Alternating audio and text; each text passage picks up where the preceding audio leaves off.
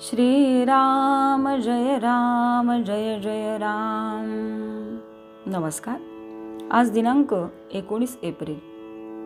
आजचा विषय आहे भवरोगापासून मुक्ततेचा उपाय, सत्संगती व नामस्मरण.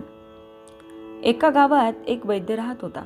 त्या वैद्याला कोणाला काय रोग झाला आहे हे तोंडावरून समजत असे. त्याने एक दिवस एका मनुष्याला आपल्या घरावरून जाताना पाहिले आणि त्याला आत बोलावले.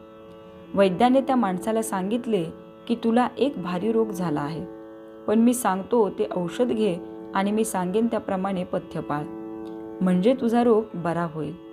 वैद्याने सांगितलेले औषध आणि पथ्य त्या मनुष्याने पाळले नसते तर त्यात त्या वैद्याचे काही नुकसान होते का? त्याप्रमाणेच संत लोक ज्या आपल्याला करायला सांगतात त्यात त्यांना स्वतःला काही मिळवायचे असते का? आपल्याला गुरु सांगत असतात, त्यांचे ऐकल्याने आपलाच फायदा होत असतो. ते आपल्याला भवरोग झाला आहे असे सांगतात आणि त्याकरता संत संग करा आणि नामात राहा म्हणून सांगत असतात. ते जे सांगतात ते स्वतः अनुभव घेऊनच सांगत असतात. औषध सोपे असले म्हणून त्यात गुण नाही असे म्हणून कसे चालेल? तुकारामांनी आपल्या उपासनेची शपथ घेऊन सांगितले आहे की नामस्मरणासारखे सोपे साधन नाही. तुमचा हल्लीचा साधूंवर विश्वास नसला तरी समर्थ आणि तुकाराम यांनी सांगितले त्यावर तरी विश्वास ठेवायला काय हरकत आहे?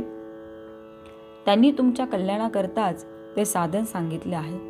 ते तुम्ही न कराल तर त्यांचे काही नुकसान नाही, तुमचेच नुकसान आहे. तरी त्याचा विचार करा. आपल्याला रोग झाला आहे अशी आपली अगोदर खात्री झाली पाहिजे, म्हणजे निम्मे काम झाले. आपल्याला रोग झाला आहे असे पक्के कळल्यावर आपण औषध घेण्याचे टाळणार नाही.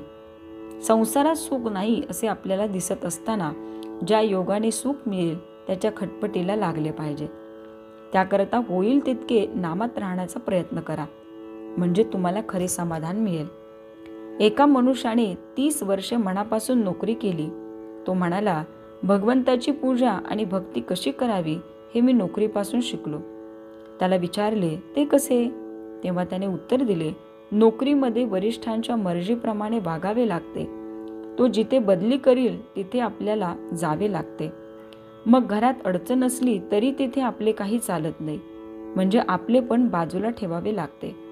आता मी सेवानिवृत्त झाल्यावर मालक तेवढा बदलला. आता मी वरिष्ठाच्या ठिकाणी भगवंताला ठेवले आहे. भगवंत हा श्रेष्ठ वरिष्ठ आहे, कारण तो माणसासारखा स्वार्थी नाही.